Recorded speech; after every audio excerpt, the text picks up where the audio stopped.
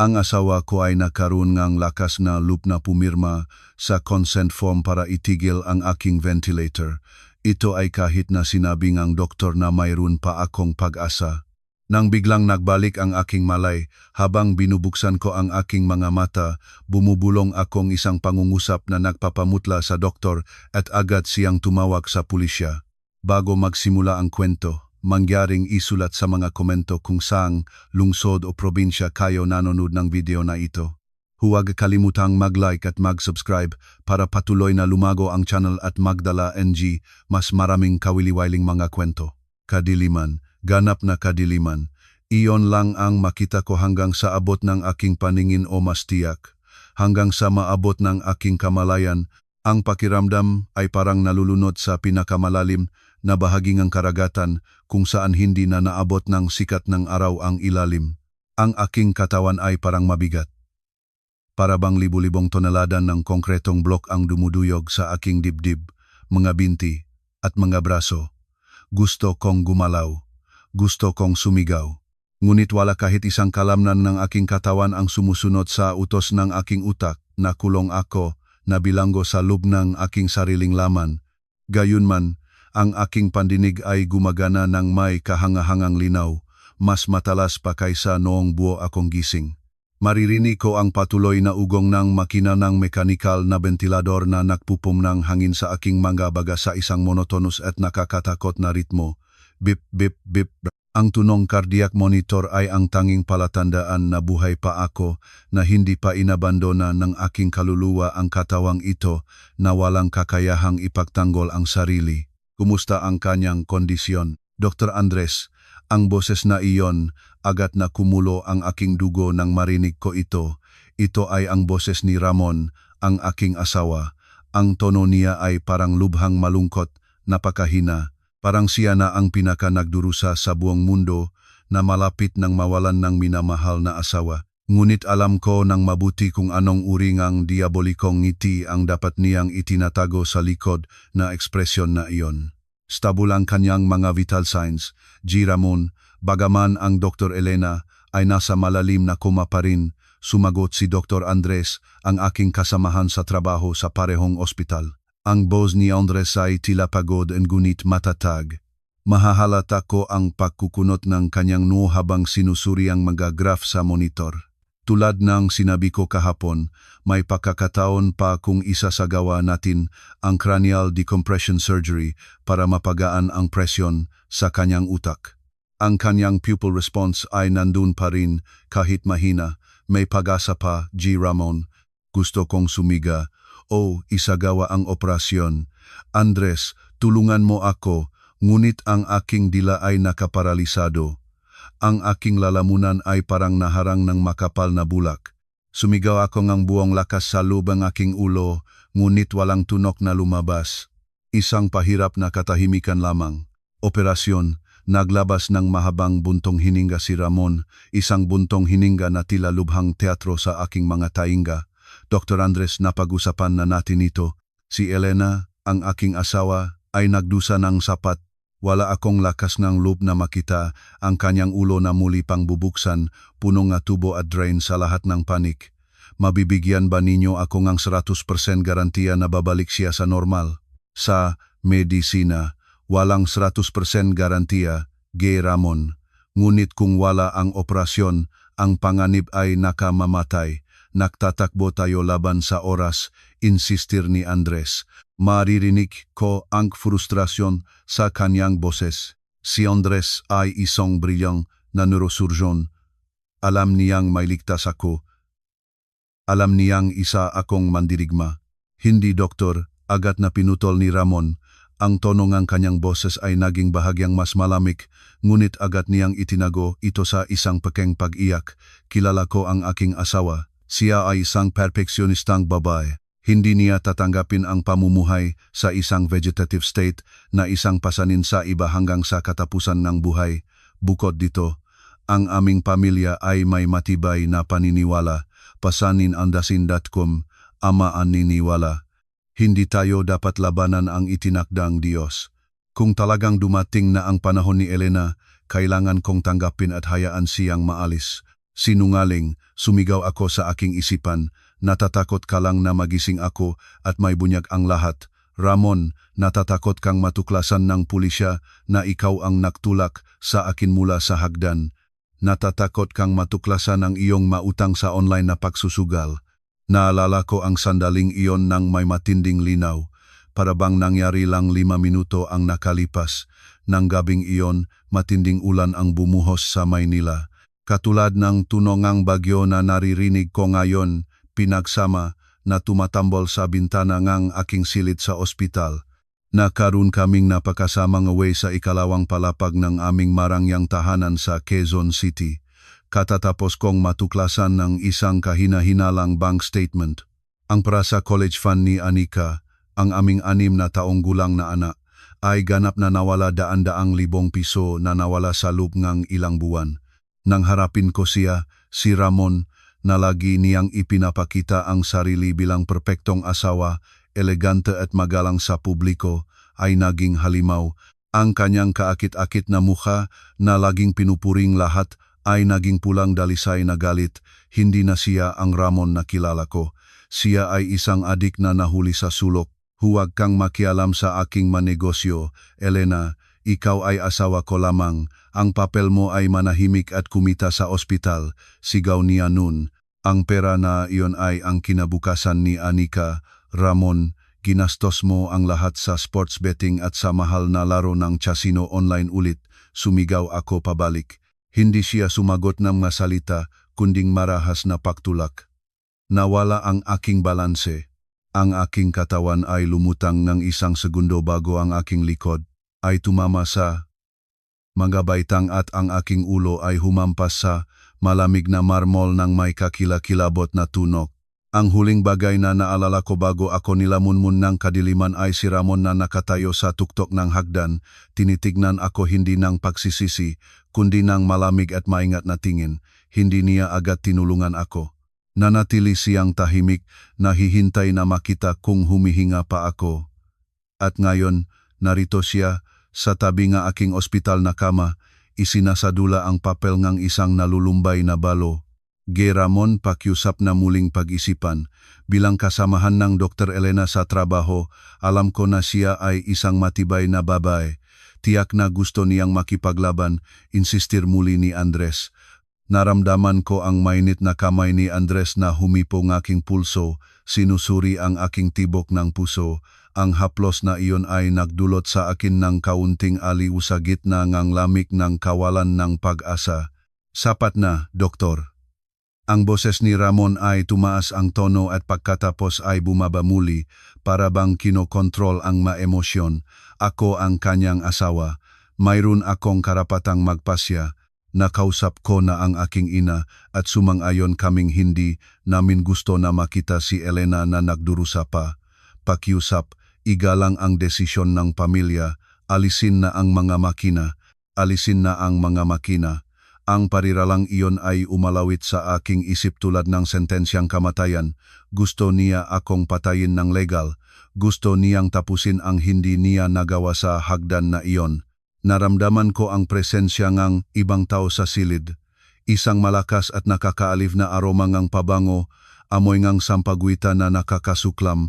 Ito ay si Nanay Resurrection, ang aking biyanang ina. Sa katunayan, ang tiyong Ramon, ang babaeng nag-asawa sa kanyang ama dahil sa interes at pinalaki siya upang maging isang lalaking naaakit sa pera. Doktor, ang boses ni Nanay Resurrection ay matalas at mapanghimasok.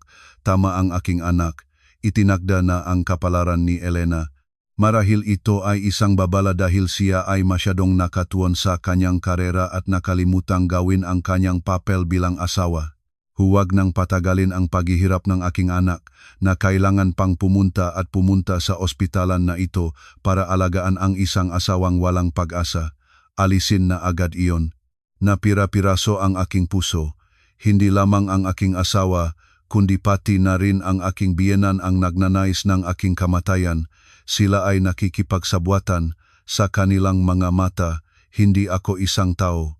Ako ay isang sirang ATM machine na kailangang itapon. Mabuti.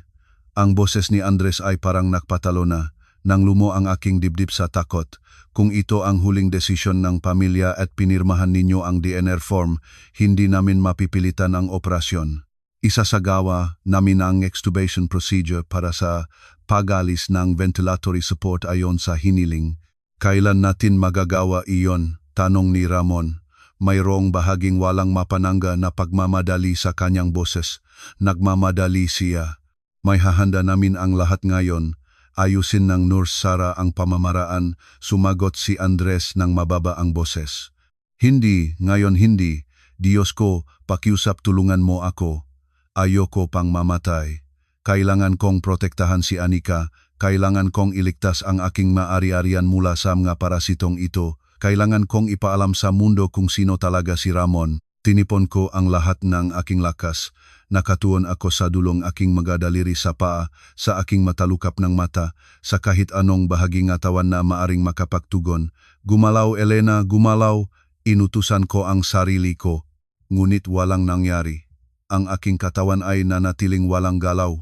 Tulad ng isang piraso ngang walang buhay na laman. Isang kilabot ang umakyat sa aking mga binti. Hindi ito ang air conditioning ng silid, kundi ang lamig ng takot sa kamatayan na nalalapit. Narinig ko ang mga yabag na lumalapit, ang amoy na mahal na pabango ni Ramon, halo ang counting amoy ng sigarilyo ay lumalapit sa aking mukha. Yumuko siya, inilapat ang kanyang malabi malapit sa aking tainga. Patawarin mo ako, mahal, bumubulong siya, napakababa na tiyak na hindi maririnig nina Andres at Nurse Sarah. Ngunit kung mamamatay ka, mababayaran ang aking mautang sa iyong buhay na insurance na 5 milyong piso. Sa huli, naging kapaki-pakinabang ka rin. Ang masalitang iyon ay naksunong aking kaluluwa. Isang napakalaking galit ang pumutok sa aking dibdib. Mas mainit kaysa apoy. Mas malakas kaysa takot. Gusto niya akong patayin para sa perangang insurance. Sinabi niya na kapaki-pakinabang lang ako kapag patay na. Hayop, ang matinding gali na ito ay nag-trigger na isang bagay sa aking utak. Ang adrenaline ay binaha ang aking natutulog na nervous system. Tumibok ng mabilis ang aking puso. Bip, bip, bip, bip. Ang cardiac monitor ay nagsimulang tumunog ng mabilis. Doktor, napakabilis ng tibok ng puso ng pasyente, sumigaw ang Nurse Sarah. Elena, tinawag ni Andres. Sa gitnang kadilimang iyon, lumaban ako. Kuminat sa mga dingding ng paralysis na iyon gamit ang makukong aking pagkagalit. Hindi ako mamamatay ngayon, hindi sa mga kamayng lalaking iyon. Ang mabilis na tunog ng cardiac monitor ay ang soundtrack ng aking labanan. Bip bip bip, ang ritmo ay kaotik. Sinasabayan ang bagyong galit na pumupuatok sa aking dibdib. Hindi na ako isang pasyenteng ibinigay sa kapalaran. Ako ay isang leona na nahuhuli sa sulok, handang salakayin ang sinumang nagbabanta sa kanyang buhay. Ano ang nangyayari sa kanya? Bakit tumutunog ng ganyan? Ang boses ni Ramon ay parang nagsalita sa gulat. Hindi ito gulat ng pag-aalala, kundi ngang dalisay na takot. Natatakot siya na maguho ang kanyang plano sa huling sandali. Ito ay malinaw na neurological na tugon, paliwanag ng Dr. Andres. Naramdaman ko ang kanyang magayabag na mabilis na lumapit. Naramdaman ko ang kanyang kamay na binubuksan ang aking matalukap ng mata, nagdidirekta ng clinical flashlight sa aking mapupil. Ang maliwanag na ilaw ay tumagos sa kadiliman, masakit, ngunit dala ang pag-asa. Mayroong maiting at biglang aktibidad ng utak. Maaring nakakaramdam ng sakit o matinding emosyon ang Dr. Elena. Anong emosyon? Nasa tsoma siya. Tutol ni Nanay Resurrection, may maingay na boses ngang kainis. Tama na iyan, Doktor. Huwag kaming bigyan ng maling pag-asa. Alisin na agad iyan para makapahinga siya. Hindi natin may sasagawa ang extubation habang hindi stable ang pasyente. Ginang, sumagot si Nurse Sarah ng matibay. Nakilala ko ang boses ng aking minamahal na kaibigan. Sarah, salamat sa pagtatanggol sa akin. Inilaan ko ang lahat ng natitirang lakas sa isang punto. Ang aking matalukap ngang mata ay parang gawa sa tingga, nakakabit ng hindi nakikitang malakit na bagay, ngunit wala akong pakialam. Ang put kay Ramon, at kay Nanay Resurrection ay isang mas makapangyarihang gasolina kaysa sa anumang medical na stimulan. Naalala ko ang mukha ni Anika, ang aking maliit na anak na nangangailangan pang kanyang ina. Kung mamamatay ako ngayon, si Anika ay palakihin ng mga halimbawang ito. Gastusin ni Ramon ang aking pamana sa pagsusugal at ang aking anak ay mapapabayaan. Hindi ko ito papayagan. Buksan ang mamata, Elena. Sa isang hagupit ng hangin na parang pumunit ng aking dibdib, pilit kong pinakilos ang makalamnan ng aking matalukap ng mata. Unti-unti, ang puting liwanag ng ICU room ay nagsimulang pumasok. Malabo, bulag, lahat ay parang doble at walang linaw. Doktor, tingnan ninyo, sumigaw si Nur Sara. Kumikislap ako ng isang beses, dalawang beses. Ang mga silweta sa harap ko ay nagsimulang magkaroon ng malinaw na balangkas. Ang mukha ng Dr. Andres, tensyonado at nag-alala, ay nasa itaas ko. Sa likod niya, tinatakpan ni Sara ang kanyang bibig ng kanyang kamay, ang mata ay namamalat. At doon sa sulok, nakita ko sila, si Ramon at si Nanay Resurrection. Ang mukha ni Ramon ay agad na namutla, naging puti tulad ng kumot. Ang mamata ay bulalating, parang nakakakita ng multo na bumabangon mula sa libingan. Nag-urong siya ngang isang hakbang ng disinasadya, natutsaka sa support ng dextrose na gumalaw sa epekto. Ang kanyang bibig ay bukas, ngunit walang tunok na lumabas. Ang maskara ngang isang nalulumbay na asawa ay nahulog sa lupa, pinalitan ng isang ekspresyon ng dalisay na kakilabutan. Alam niyang narinig ko ang kanyang huling bulong. Natihil si Nanay Resurrection sa kanyang lugar, mahigpit na hawak ang kanyang branded na bag. Ang mukha ng matandang babaeng iyon ay naging matigas, ang malabi ay nakadikit sa isang manipis na linyang kawalang kasiyahan. Elena, naririnig mo ba ako? Tanong ni Andres. Nanginig ang kanyang boses sa emosyon. Lumalapit pa siya. Sinubukan kong sumagot, ngunit ganap na tuyo ang aking lalamunan.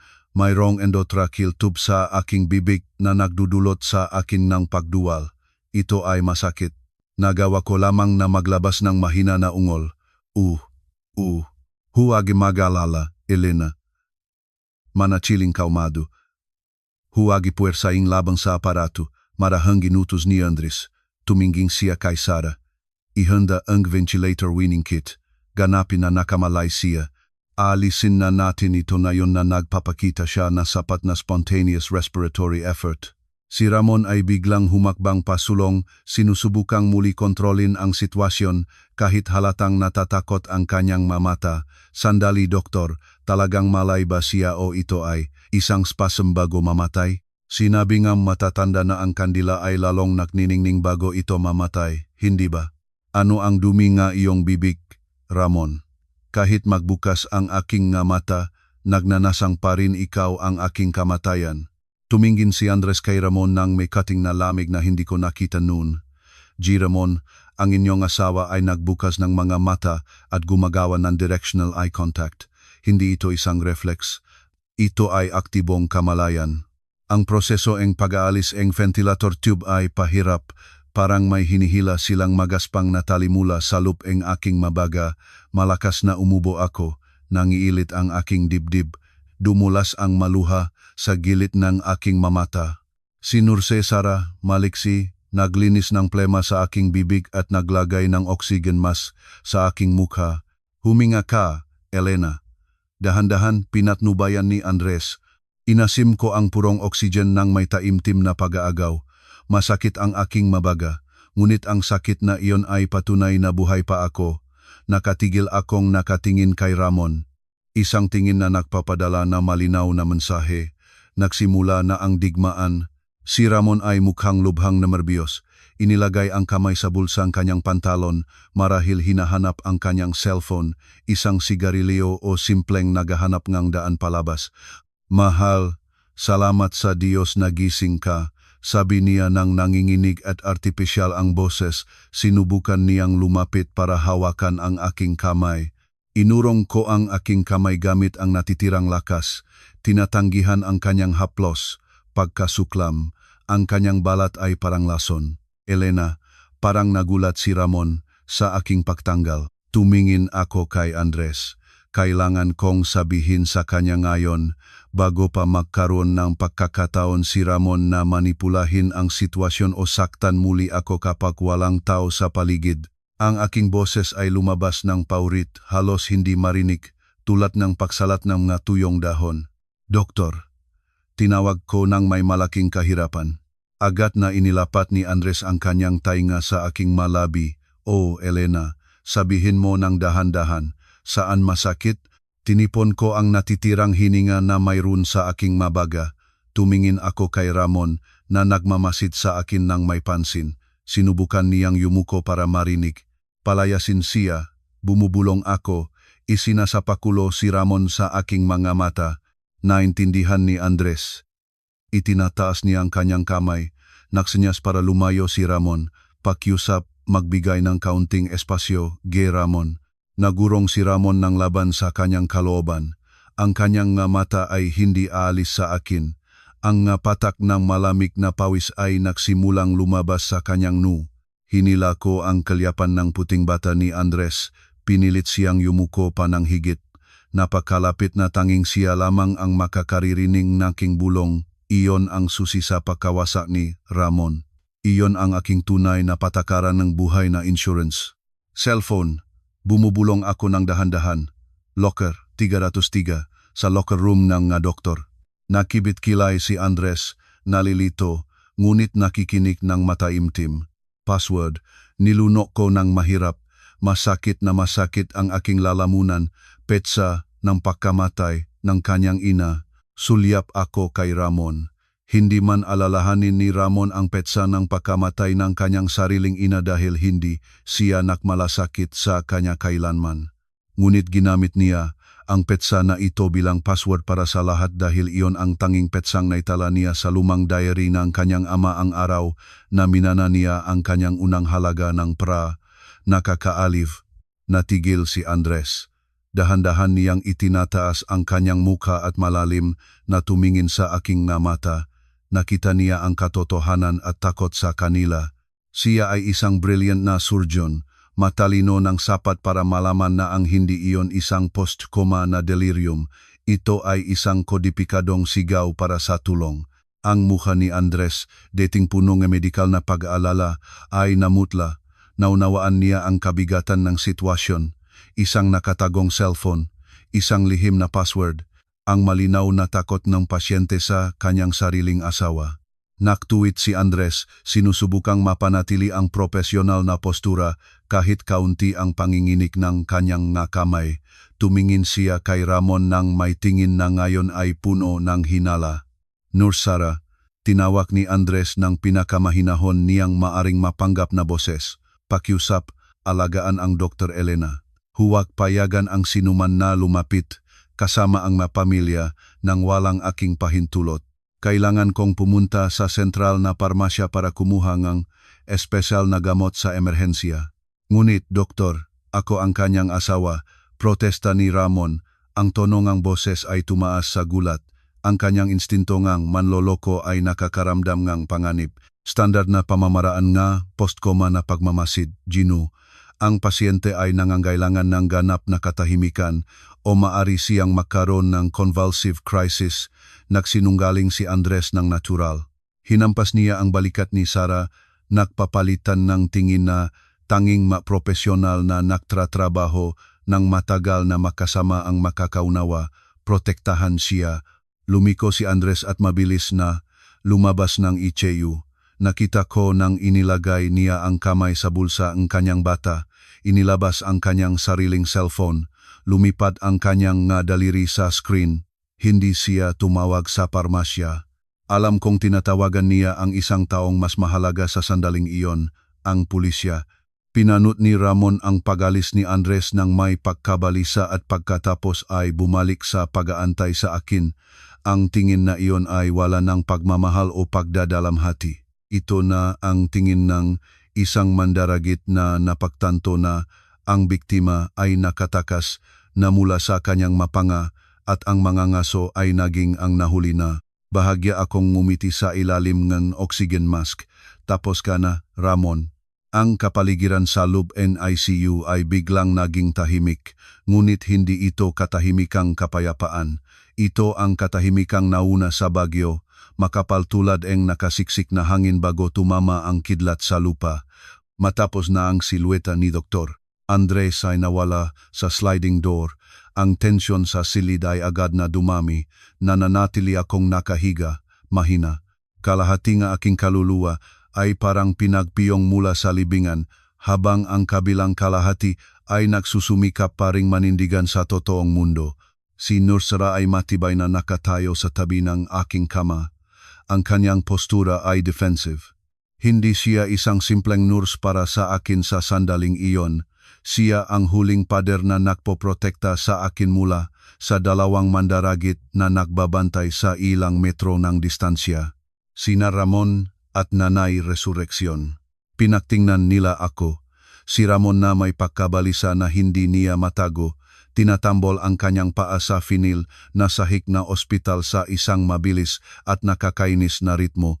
Ang kanyang mamata ay naghahanap ng walang ayos sa silid, tumingin minsan sa pintuan na pinanggalingan ni Andres, minsan ay bumabalik sa akin na may liwanag na mahirap bigyang kahulugan.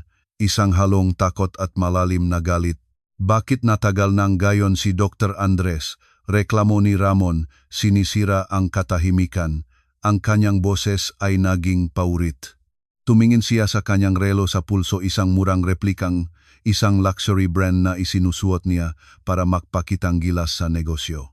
Ang pagkuhang gamot sa parmasya ay hindi dapat tumagal ng higit sa 5 minuto, marahil may pila. Ramon, ang sentral na parmasya ay karaniwang siksik, lalo na sa daloy ng mga emerhensiya dahil sa bagyo sa labas. Sumagot si Sara ng kalmado, kahit makikita ko ang kanyang makuyom na kamao sa tabi ng kanyang katawan. Alam ni Sara na may mali. Alam niyang hindi pumunta si Andres sa parmasya. Sinubukan kong kontrolin ang aking pahinga sa ilalim ng oxygen mask. Ang bawat pahinga ay parang pumupunit ng aking lalamunan ng matalim, ngunit ang sakit na iyon ay nagpapanatili sa akin sa katotohanan. Bumalik ang aking isipan sa cellphone na iyon, isang luma at simpleng aparato na itinago ko 3 buwan na ang nakakaraan nang nagsimula na akong mapansin ang maunang palatandaan ng kaduda-dudang karakter ni Ramon. Ang pera na nawawala sa aming joint account, mabasa na lumalabas sa aking katawan laging sa mga lugar na nakatago ng damit. Si Ramon ay maingat sa karahasan. Hindi niya kailanman nilalapatan ang aking mukha dahil alam niyang kailangan kong makita ang mga pasyente bilang doktor. Pinalo niya ako sa mga braso, mga hita o tiyan, mga lugar na madaling itago sa ilalim ng hospital bata. Bumili akong lumang cellphone sa isang maliit na tindahan gamit ang cash para huwag mag-iwan ng bakas. Doon ko na safe ang lahat. Nga recording ng aming nga away, nga larawan ng nga pasa na lihim na kinuha sa CR ng ospital, at isang video ni Ramon na lasing na inamin ang kanyang mga plano sa buhay na insurance. Itinago ko ang aparato sa locker 303, isang locker sa locker room nga resident doctor na halos walang gumagamit dahil ang lock ay laging nakabitin. Ako lang ang nakakaalam no trick para buksan ito sa isang maliit na tulak sa gilid. Lalabas muna ako ng kaunti, biglang sabi ni Ramon, naglalakat patungo sa pintuan. Halos huminto ang aking puso. Alam ba niya? Nainala na ba siya? Si Ramon ay matalino. Ang kanyang mga kriminal na instinto ay matalas. Kung susundan niya si Andres at malaman niyang wala siya sa parmasya, malalaman niyang nagsalita ako ng isang bagay. Maari siyang gumawa ng anumang kahangalan. Excuse me, G. Ramon. Ang boses ni Sara ay matatag, hinaharangan ang kanyang mahakbang. Malinaw na hiningi ang Dr. Andres na manatili kayo dito. Kailangan namin kaagad ng pahintulot ng pamilya kung mag-iba ang kalagayan ng Dr. Elena. Lumiko si Ramon, ang mukha ay pulang galit. Maninigariliuhan ako, na-stress na ako sa nakikita kong kondisyon ng aking asawa. Sino ka para mag-utos sa akin? Nurse ka lang. Sinusunod ko lang ang tagubilin ng doktor na responsable. Rebate ni Sara, nang hindi lumipad. Bukod dito, pansamantalang naka-isolate ang mga koridor para sa disinfeksyon dahil sa pagdaan ng pasyenteng may malubhang impeksyon.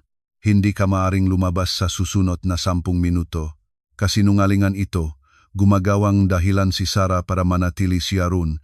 Gusto ko siyang pasalamatan, ngunit nagawa ko lamang ang dahan-dahang kumikislap bilang pasasalamat. Naglabas ng ingay ng pagkainis si Nanay Resurrection mula sa kanyang bibig. Naglakad siya patungo sa gilid ng aking kama. Ang amoy ng nakakaaliw na pabango ng sampagwita ay nagdulot sa akin ng pagduwal. Tumingin siya sa akin ng may pagamak, parang ako ay isang anumang abala. Tingnan mo kung gaano ang nagawa mo, Elena, sibilik ni Nanay Resurrection, mababa, ngunit malinaw. Nagdudulot ka lang na problema sa lahat. Kung naging magandang asawa ka, hindi mo sana hahayaang maabot ng iyong asawa ang ganitong antas ng stress. Dapat ay maalis ka na sana ng maayos. Ang mga luhang dalisay na pagkagalit ay namamalat sa aking mga mata.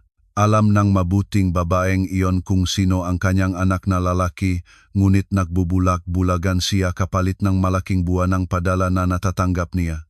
Pera na haling sa aking sipak na pagtatrabaho. Biglang parang nakakonekta na si Ramon, Samga Dots. Bumuka ka ang kanyang mamata. Tumingin siya sa akin at pagkatapos ay sa pintuan. Nawala ang kulay ng kanyang mukha. Marahil ay naalala na niya ang noong nahuli niya akong hinihimaskara ang kanyang drawer para sa ebidensya. Marahil napansin niya na ang aking bulong kay Andres ay hindi simpleng ungol ng sakit.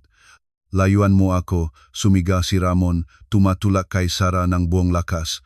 Ang aking kaibigan ay natumba, tumama sa cart ng magamot. Ang tuno na metal na tumampal ay umangal sa ECU. Hoy, huwag mo akong hawakan, protesta ni Sarah. Nagtatago kayong isang bagay, palahaw ni Ramon. Ang takot ay kumukuhang kontrol. Ang maskara ng perpektong asawa ay nawala na. Si Andres ay hindi pumunta sa parmasya. Hindi ba? Ano ang sinabi mo sa kanya, Elena? Ano? Inabante ni Ramon ang direksyon ko. Ang kanyang kamay ay humawak sa mga protection bar ng kama. Ang kanyang mukha, baluktot ng galit, ay ilang sentimetro mula sa akin. Ang amoy ng tabako at malamig na pawis na nakmumula sa kanya ay hindi makatiis. Nakita ko ang tingin ng isang mamamatay tao sa kanyang mamata. Gusto niya akong sakalin. Gusto niyang patahimikin ako magpakailanman bago dumating ang sinuman. Sumagot ka, sumigaw siya, inuga ang kama. Ang cardiac monitor ay nagputok dahil sa aking biglang pagtaas ng adrenaline. Bip bip bip bip. Security. Sumigaw si Sarah ng buong lakas, pinindot ang emergency button sa dingding. Napahinto si Ramon, alam niyang tapos na ang kanyang oras. Pinakawalan niya ang mabarnang kama at tumakbo patungo sa labasan. Desperado na hadangan si Andres at burahin ang anumang bakas. Gayunman nang automatikong bumukas ang pintuan, biglang natumba ang mga hakbang ni Ramon. Sa buka ng pintuan, dalawang security guard ang ospital na may matibay na physical na build ang naharangdaan at agad sa likod nila, hininga pa, ngunit may ekspresyon ng tagumpay ang Dr. Andres. Sa kanyang kamay, hawak niya ang isang bagay na nagpapanginig ng mabinti ni Ramon, isang lumang cellphone itim na may bitak ang screen. Ang aking Pandora's box. Sa labas, bumuhos ng walang awa ang ulan, tinatambol ang mga baso ng ICU ng may lakas, sinasabayan ang bagyo na nagtatayo sa silid. Isang kidlat ang nagliwanag sa muka ni Ramon, ngayon ay maputla-tula and wax. Nagatras siya ng nagugulat, para bang ang kanyang lakas ay naubos ng sabay-sabay.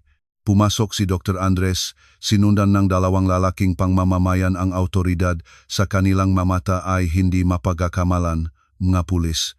Binalewala ni Andres si Ramon. Direkta siyang lumakat sa direksyon ko at inilagay ang lumang cellphone sa bedside table sa isang transparent na plastic evidence bag.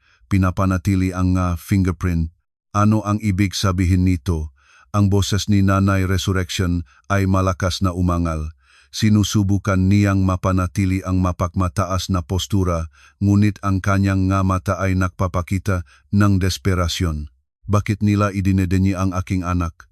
At ano ang basura na iyon? Isang pulis, isang kalalakihan sa kalagitnaan ng Kanyang edad na may katad na jacket na bahagyang basa sa ulan, humakbang pasulong. Si Inspektor Henrique sa aming bersyon, si Inspektor Ernesto, isang bihasang profesional na kilala ko na mula sa nakaraang forensic examinations sa ospital. G. Ramon Santos, deklarasyon ni Inspektor Ernesto ng matibay, nakatanggap kami ng reklamo tungkol sa attempted qualified homicide at domestic violence, pakiusap, manatili kung nasaan ka. Ito ay paninirang puri, sumigaw si Ramon, ang boses ay nanghinaw na. Ang malalaking pata ng pawis ay dumulas sa kanyang nasentido. Ito ay sabuatan ng aking asawa. Nawala ang kanyang isip, nagkakaroon siyang guni-guni dahil sa trauma. Ang magamot ay nakaapekto sa kanyang utak. Malamig na tumingin si Andres kay Ramon. Ang utak ng Dr. Elena ay gumagana ng perpekto, G. Ramon. Perpekto ng sapat para maalala ang password ng aparatong ito. Kinuha ni Andres ang cellphone na nakabalot sa plastic at pinagaan ang screen na nagpapakita ng field para sa pin input. Ang petsa ng pagkamatay ng inyong ina, sabi ni Andres ng kalmadong boses. Nanahimik si Ramon. Napahirap ang lulunok nang kitang-kita ang kahirapan. Iyon ang kanyang sikreto. Ang kanyang ina ay namatay dahil sa isang malubhang sakit dahil sa kakulangan ng pinansyal na mapakukunan matagal bago yumaman ang kanyang ama at nag-asawa sa Nanay Resurrection.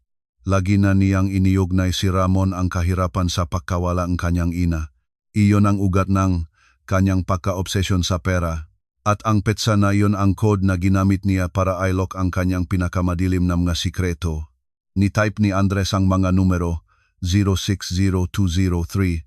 Ang screen ay naunlock ng may counting electronic click na kumulugdog sa mga tainga ni Ramon tulad ng kulog.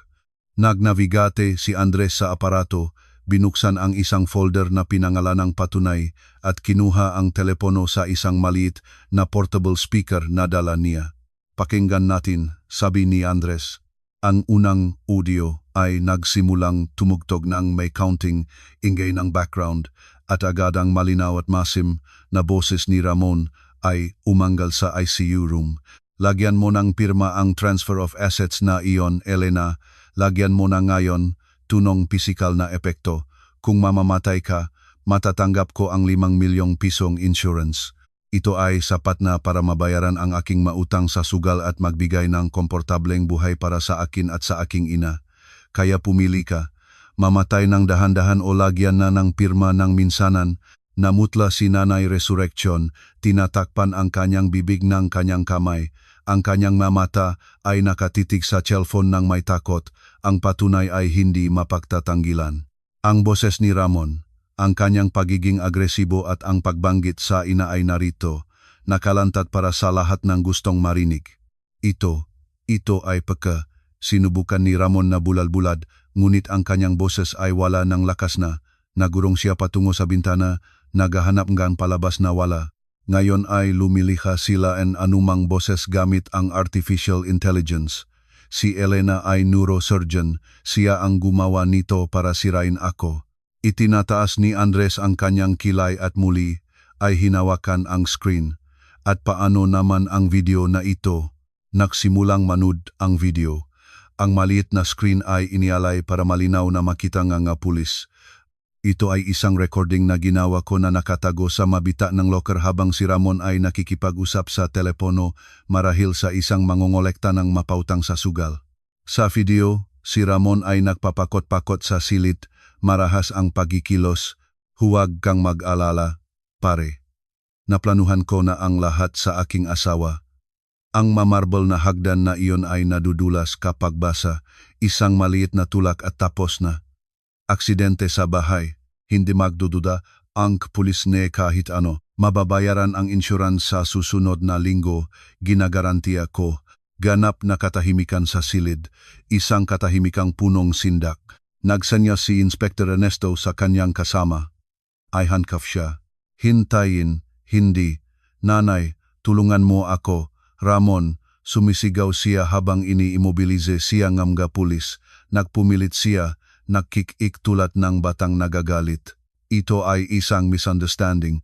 Nasisiraan na si Elena ng ulo, nahulog siya ng mag-isa.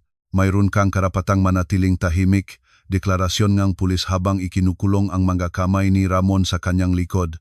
Ang metalikong tunog ng mga handcuff na nanakabit sa kanyang mga pulso ay ang pinakanakakaliw na melodiya na narinig ko kailanman. Nang eskoltahin palabas, dumaan sa tabing aking kama. Ang mamata ni Ramon ay tumawid sa aking mamata. Wala ng kayabangan, kundi desperasyon at pagkatalo lamang. Tumingin ako sa kanya nang bumalik. Gamit ang kaunting lakas na natitira sa akin, dahan-dahan kong itinaas ang aking kanang kamay at itinuro sa direksyon ng labasan. Umalis ka na. Halimaw ka, Elena. Halimaw, sumigaw si Ramon habang hinihila sa koridor. Ang kanyang boses ay umangal bago nawala sa distansiya. Si Nanay Resurrection ay nanatiling nakatitik. Tumingin siya sa akin. Pagkatapos ay sa pintuan kung saan dinala ang kanyang anak na lalaki. Nang walang sinasabi, nang walang hinihinging ang tawad o nagpapakita ng anumang pagsisisi, gumikik siya sa kanyang matakong at mabilis na lumabas. Ang tunong kanyang matakong ay nagpalakpak sa sahig ng mapagmataas, ngunit walang laman. Pinili niyang subukang iligtas ang kanyang sariling reputasyon kaysa ipagtanggol ang anak na lalaki na ang kasalanan ay bagong nalantad. Ang aking katawan ay ganap na lumuwag. Ang adrenalina na nagpapanatili sa akin ay nagupo, nagbibigay daan sa matinding pagod. Nagsimulang malabo ang aking paningin, ngunit sa pagkakataong ito ay hindi na ito dahil sa koma. Tapos na, Elena, tapos na. Ang malambot na boses ni Andres ay narinig sa aking tabi. Hinawakan niya ang aking kamay ng matibay. Ligtas ka na ngayon. Hindi na niya maabot ka pa kailanman. Si Sara ay tahimik na umiyak sa paanan ng kama. Hawak ang aking mabinti. Patawarin mo ako, kaibigan. Hindi ko alam na dinadaan mo ang lahat ng ito ng mag-isa. Sinubukan kong ngumiti, ngunit ang mga kalamnan ng aking mukha ay napakod na. Isinara ko lang ang aking mga mata, hayaan ang mga luha na hugasan ang aking mukha. Ang bagyo ay nagpapatuloy sa labas, ngunit ang kaguluhan sa aking buhay ay sa wakas ay huminto na. Nagtagumpay ako. Ang pakiramdam ng kaginhawaan sa pagdakip kay Ramon ay dapat sanay nagdulot ng agarang kapayapaan, ngunit ang naramdaman ko sa mga susunod na araw ay isang malalim na kawalan. Parang ang maistruktura ng aking buhay ay gumiba kasabay ng pagbagsak ng lalaking minsan kong itinuturing na partner ko. Ang aking katawan ay humiling ng pahinga. Ang cardiac monitor ay muling tumutunog ng diregular. Salamin ng aking physical at mental na pagod. Elena, manatiling gising. Hiling ng Dr. Andres. Ang kanyang boses ay parang malayo. Naramdaman ko ang medikal na koponan na mabilis na kumilos. Nag-inject si Sara ng gamot sa aking IV line. Isang kasariwaan ang tumakbo sa aking naugat, nagdadala ng mabigat na tulog. Ngunit lumaban ako sa pagod. Mayroon pa isang bagay na mas mahalaga na kailangan ng sagot. Anika, bumubulong ako ng mahirap sa ilalim ng oxygen mask. Nasaan ang aking anak? Huminto si Andres, sinusuri ang aking pupil reaction. Ang kanyang tense na mukha ay naging malambot. Hinawakan niya ang aking kamay tulad ng tapat na kaibigan na lagi siyang naging. Ligtas si Anika, Elena. Nasa bahay nga aking magulang siya, sa pag-aalagang aking ina at ng yaya niya.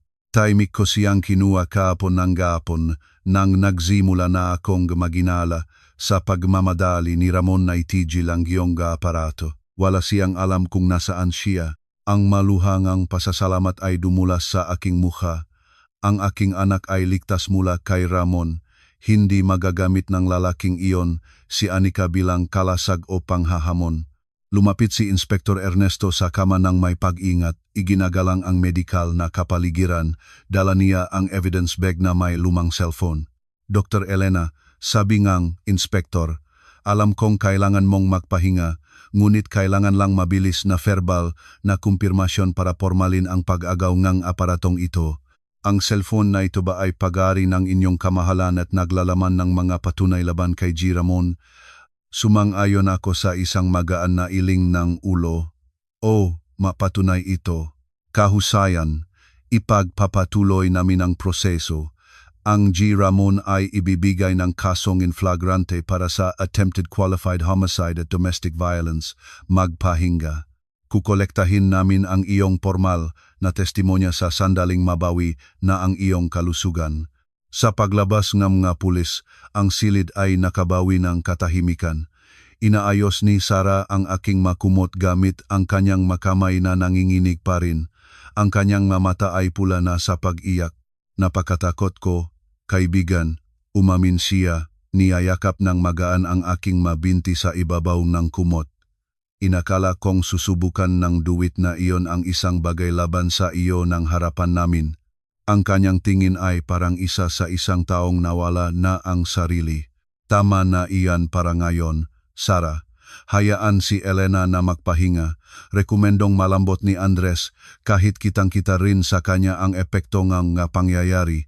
Ang balitang pagdakip kay Ramon ay mabilis na kumalat sa loob-loob ng ospital.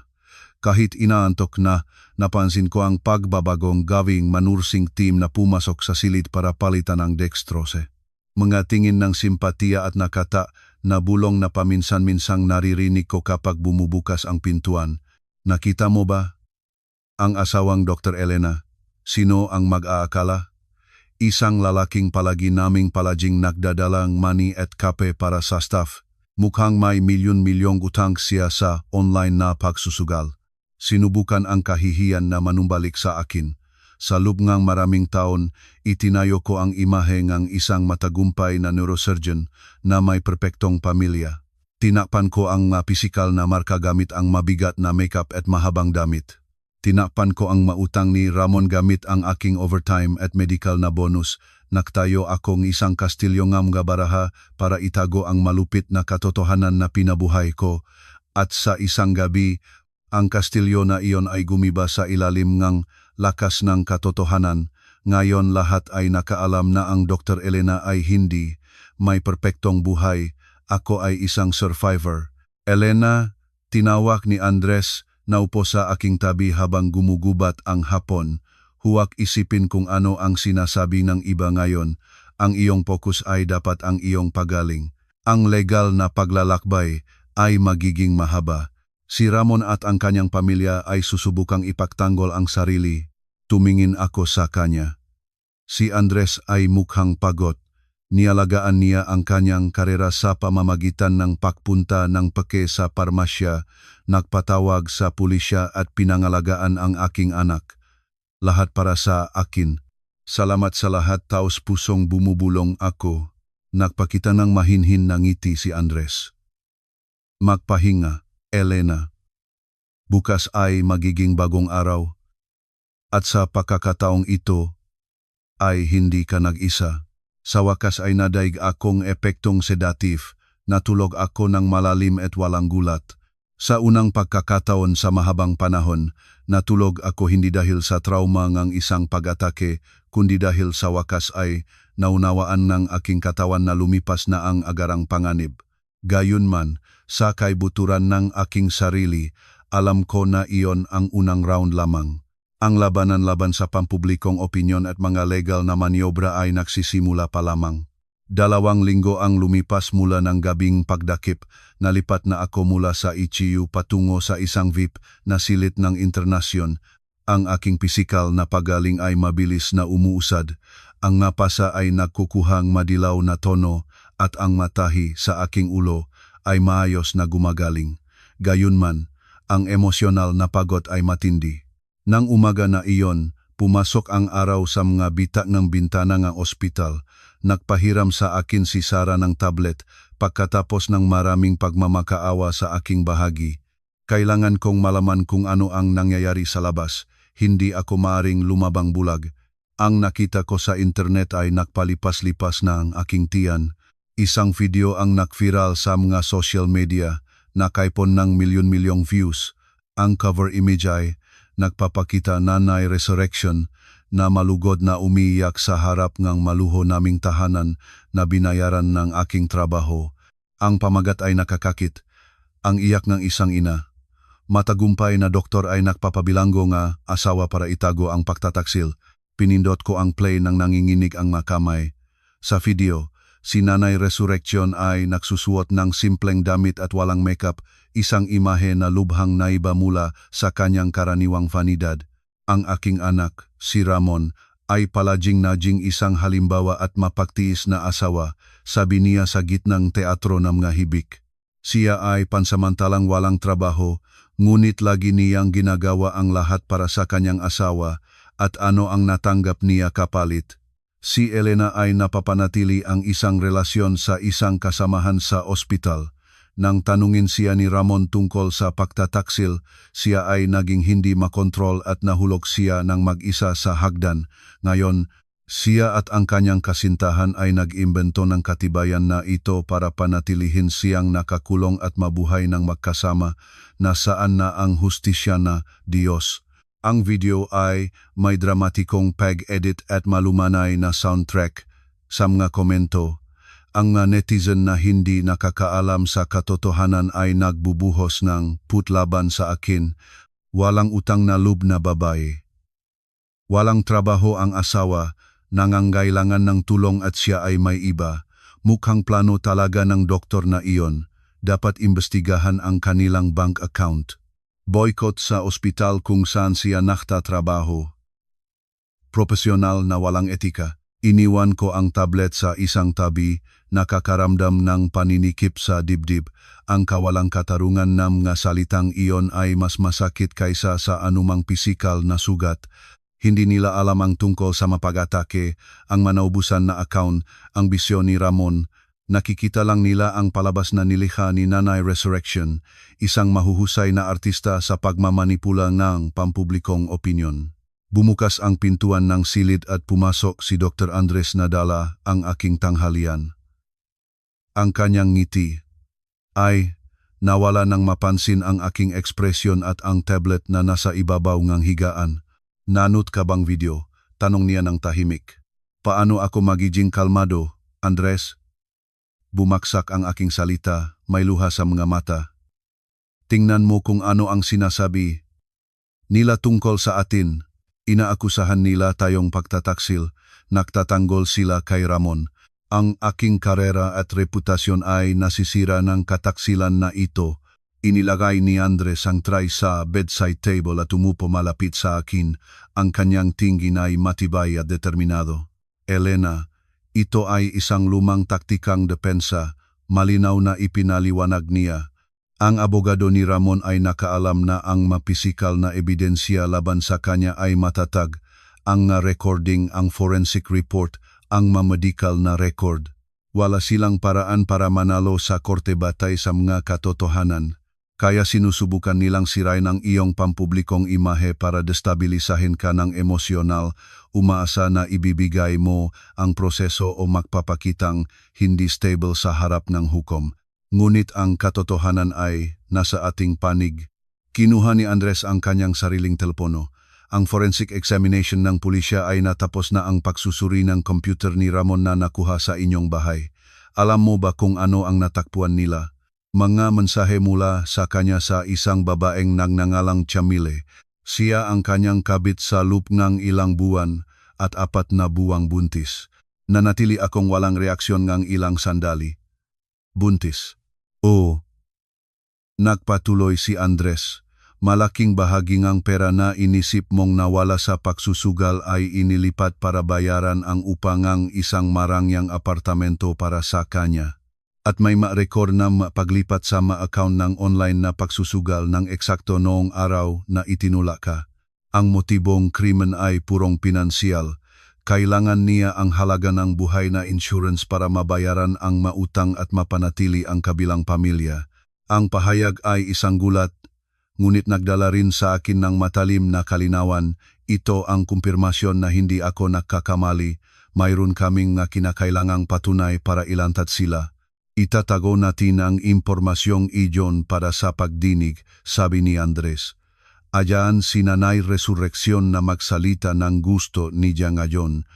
Mas malaki ang kanilang kasinungalingan sa internet, mas malaki ang epekto ng katotohanan sa korte. Sa sandaling iyon, bumukas ang pintuan at isang maliit na figura ang tumakbo papasok sa silid na may maliwanag na ngiti. Si Anika. Tumakbo siya patungo sa aking mabraso, yakapin ako ng may pagmamahal. Ang amoy ng kanyang kabataan ay agad na nagalis ng mabigat na kapaligiran ng silid ng ospital na iyon. Mahigpit ko siyang inakap, nangangako sa aking sarili na gagawin ko ang lahat para pangalagaan siya. Nabibilaran na kita. Nanay, sabi niya, sinabi ni Tito Andres na ikaw ay masyado lang napagod sa trabaho, ngunit malapit ka ng gumaling. Malapit na gumaling ang nanay. Anak, lalo na ngayong nandito ka na, sumagot ako, hinahalikan ang kanyang buhok. Pinamasdan ni Andres ang eksena ng may diskreto na ngiti. Ang kanilang presensya ay nagbibigay sa akin ng lakas na kailangan para harapin ang nasa hinaharap. Ang pamilya ni Ramon at ang kanyang network ng kasinungalingan ay maaring mayroon, ngunit mayroon akong katotohanan, ang suporta ni Andres at ang pagmamahal ng aking anak. Andres, tinawag ko, matibay ang boses. Pakiusap na sabihin sa aming abogado na ihanda ang lahat. Hindi ako uurong. Pupunta tayo hanggang sa dulo ng prosesong ito. At tungkol sa kampanyang paninirang puri sa internet, itatago natin ang lahat ng nagbabansag ng mga post. Tutugon tayo sa tamang oras sa hustisya para sa paninira at paghamak. Tumango si Andres ng may pagmamalaki. Iyan ang Dr. Elena na kilala ko. Ang arawng pagdinig ng pagtuturo at paghatol ay dumating sa ilalim ng mapungay na langit sa Maynila. Ang korteeng Sandigan Bayan sa Quezon City ay pinalibutan ng mga reporter at mga usyoso na akit ng tambulan na kinuhang ang kaso sa media. Umupo ako sa likurang upuan ng sasakyan ni Andres. Naramdaman ko ang aking mamalamig na kamay. Sa labas, ang mga lente ng kamera ay nakatutok sa aming direksyon nang makapunta na kami. Ayos ka ba, Elena? Tanong ni Andres mula sa rearview mirror. Handa na ako. Para kay Anika at para sa sarili ko, sumagot ako, malalim na huminga. Sa tulong naming nga abogado, tinawid namin ang harang ng nga mamahayag sa isang bahanang mapanghimasok na tanong tungkol sa umano'y pagtataksil at katotohanan ng mga patunay. Inilingon ko ang aking ulo, protektado ang maitim na salamin hanggang sa makapasok sa gusali. Puno ang hearing room. Sa kanan, si Nanay Resurrection ay nagsuot ng maliwanag at diskreto na damit, isang inireplanong imahe para magpakitang isang naghihirap na ina na naghahanap ng awa. Sa bench ng mga akusado, si Ramon ay nagsuot ng karaniwang uniforme ng sistema ng koreksyon. Ang kanyang buhok ay magulo at may malalim na aibeg. Sa paktawit ng aming matingin, nakita ko ang isang kinang ng put at isang ngiti ng pahamak na tila nakakalimon sa aking determinasyon. Binuksan, nagsesyon ang hukuman. Sinimulan, nag-aabogadong panggusig ang pagbabasa, na reklamo, na detalye, ang attempted qualified homicide, pisikal na pag-atake at pagsubok na itigil ang aparato. Pagkatapos, ang abogado ni Ramon, Ati de Guzman, ay nagsimula sa kanyang tesis ng depensa ng may naglalagablab na tono. Kagalang-galang hukom, nagpahayag ang abogado, naglalakad sa silid. Ang aking kliyente, si Ramon Santos, ay biktima ng maingat na sabuatan.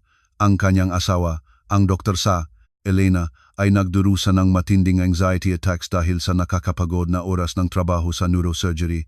Ang matinding stress ay nagdulot sa kanya ng self-destructive na gawi. Ang insidente sa hagdan ay isang pagtatangkang magpakamatay na sinubukan ni Ramon na pigilan ng walang tagumpay. At ang desisyon na payagan ng extubation ay isang pagkilos ng habag-harap ng diagnosis ng vegetative state na ngayon ay ginagawang pandangdangan para takpan ang isang extramarital relationship ng witness ng pag-usik kasama ang kanyang katrabaho.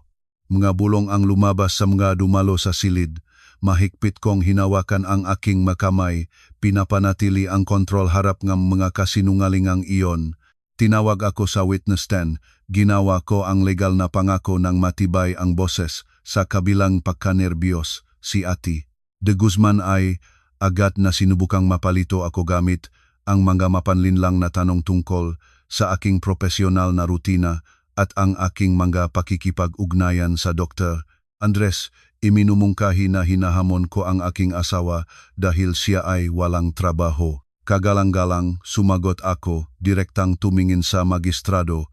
Hindi ko kailanman kahihiyang suportahan ang aking asawa sa kanyang pinansyal na kahirapan. Ang nagdudulot sa akin ng sakit ay ang pagtuklas na ginagamit niya ang aming iPhone para tustusan ang mga bisyo sa pagsusugal at pagkatapos, sinusubukan niyang kunin ang aking buhay para makatanggap ng insurance.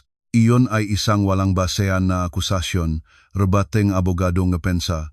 Mayroon kaming nga material na patunay sa mga record, humingi ngang interbensyon ang abogadong pangusig. Hinihiling namin ang pagtuktok ng mga media na kinuha mula sa cellphone ng biktima at ang pinansyal na datos ng akusado. Naging tahimik ang silid ng ang unang audio ay pinalabas ng sound system. Ang agresibong boses ni Ramon ay pumuno sa espasyo, humihiling ng pirma ng papeles sa ilalim ng pagbabanta at malinaw na binanggit ang premyo ng buhay na insurance. Ang mga bulong sa mga mnonud ay nagbago ng tono, ang gulat ay pansin sa mga muka ng mga narun. Inilingon ni Ramon ang kanyang ulo ng mababa, ang mga kamay ay nakapatong sa kanyang matuhod. Ito ay manipuladong recording, sumabog siya, sinisira ang sesyon. Katahimikan sa hukuman, utos ng hukom ng may higpit. Nagpatuloy ang abogadong pangusig, ipinakita ang video kung saan inilarawan ni Ramon ang plano para gawing pekeng aksidente sa bahay ang pahulog sa makinis na hagdan ng kanilang tirahan. Pagkatapos, ipinakita ang mga voucher ng transfer ng bangko mula sa mga account ni Elena patungo kay Camille, ang kabit ni Ramon, kasama ang mga larawan na nagpapatunay ng tuloy-tuloy na relasyon na pinanatili gamit ang mga ilegal na pondo. Ang pahayag ay nagdulot ng pangkalahatang galit. Kahit si Nanay Resurrection ay parang nagulat nang malaman na ang pera na inisip niyang napunta sa mga investment kanyang anak ay ipinapadala sa kabilang babae. Ramon, bumunig siya, hindi makapaniwala. Sa harap ng bigat ng mga ebidensya, nawala si Ramon sa emosyonal na kontrol. Biglang tumayo, itinaob ang upuan kung saan siya nakaupo at sumigaw sa direksyon ko ng may mga mata na punong galit. "Oh, ginawa ko ang lahat ng iyon. Ano ba ang problema? Kumikita siyang malaking halaga bilang doktor at tinatrato niya ako na parang umaasa ako sa limos. Ako ang lalaking tahanan. Ang kanyang pera ay dapat na akin rin. Kung mamamatay siya, malulutas ang lahat ng aking maproblema. Hindi ko na makayanan ang kayabangan niya." Ang mapulis na naroon sa silid ay agad na nag-immobilize sa kanya, pinilit siyang maupo muli. Ang nagalit na pagsabog ay naitala at tinanggap ang kanyang kapalaran sa harap ng korte. 2 linggo pagkatapos, nailabas ang hatol. Inihayag ng hukom na si Ramon Santos ay may sala sa attempted triple qualified homicide, malubhang domestic violence at financial estafa. Hinatulan siya ng 18 taon ng pagkabilanggo sa closed regime nang walang karapatang mag-apela sa kalayaan. Sa pakikinig ng sentensya, si Ramon ay nanatiling walang galaw, ang tingin ay nawawala. Si Nanay Resurrection ay kailangan pang hawakan ng makamag-anak sa pag-alis sa silid. Nang dalhin siya ng mga pulis palabas, ang aming malandas ay tumawid sa koridor para sa huling pagkakataon. Tumingin ako sa kanya ng walang galit, tanging may katiyakan na ang hustisya ay nagawa na. "Sana ay makita mo ang iyong landas sa loop ng bilangguan, Ramon," sabi ko ng mababa ang boses. Lumakat ako palabas ng korte. Ang araw ngang hapon ay kumikislap sa Maynila. Lumipas na ang bagyo. Sa wakas, malaya na ako.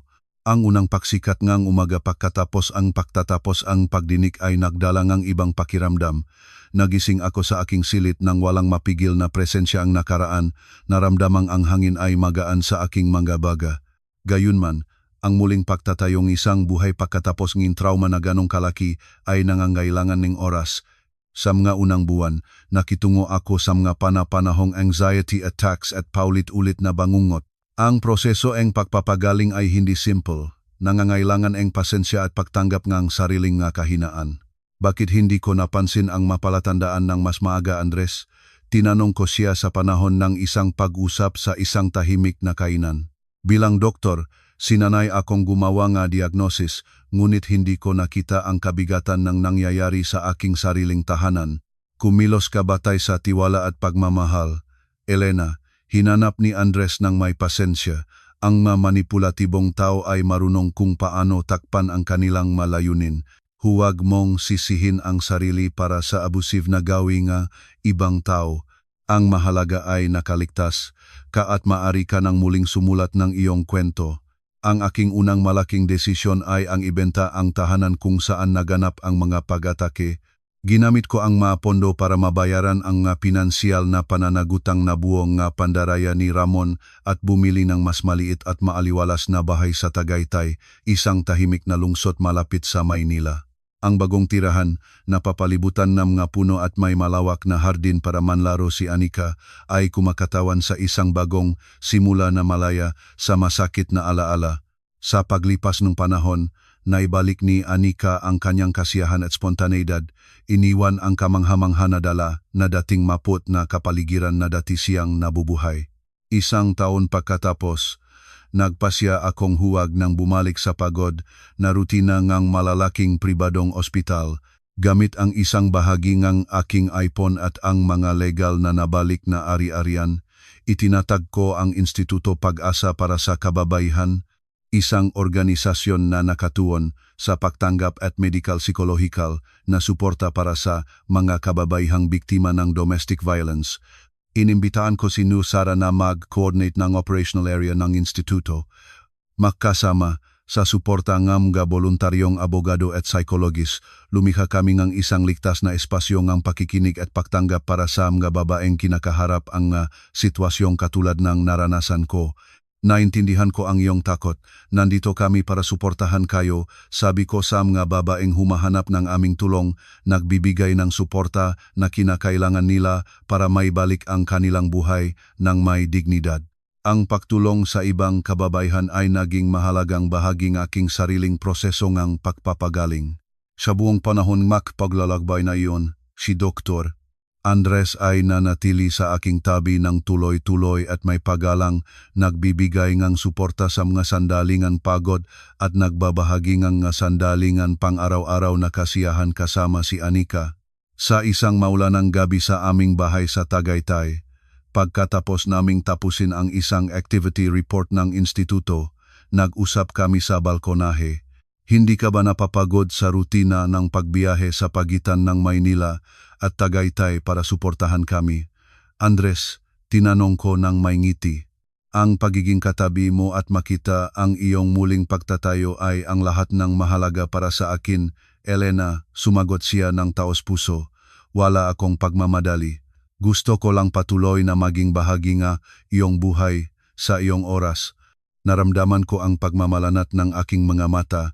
Nagpapasalamat na nakahanap akong isang taong tunay na gumagalang sa akin. Ang masusunod na buwan ay nagdala ng katatagan at pagkakatugma sa aming mabuhay. Natuklasan ko sa pamamagitan ng legal na paraan na si Ramon ay naglilingkod ng kanyang sentensya sa preso ng Muntinlupa, nahaharap sa mga kinahinatnan ng kanyang nagawa, abang si Nanay Resurreksyon ay namumuhay ng simple sa probinsya, malayo sa social circle na lubhang pinahahalagahan niya. Sinundan ng hustisya ang natural nitong landas. Sa isang maliwanag na hapon, habang pinanonot si Anika na nagdodrawing sa aming balkonahe isang ilustrasyon ng aming pamilya na nakakasamang, ngayon nagpasya akong mag-record ng maikling testimonya sa video para sa mga social media ng instituto. Ibinabahagi ang aming kwento ng pagtaas mula sa pagbagsak. Kumusta sa lahat? Nagsimula ako, ngumiti sa kamera. Nais kong magpasalamat sa lahat na sumama sa aming paglalakbay ng katatagan. Ang sikreto na itago ko sa loker ng ospital ay halos nagastos ng aking buhay, ngunit ang katotohanan at lakas ng loob ay nagpahintulot sa akin na magsimulang muli.